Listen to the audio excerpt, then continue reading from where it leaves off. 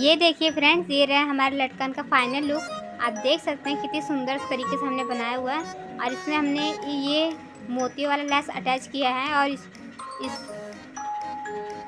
और ये देखिए, ये रहा हमारे ब्लाउज का फाइनल लुक। अगर आप इसकी वीडियो देखना चाहते हैं तो हमें कमेंट ज़रूर करिए, हम इसकी वीडियो भी देंगे। और हमारी वीडियो अच्छी लगी तो लाइक ज़रूर करिए। तब तक बाय बाय।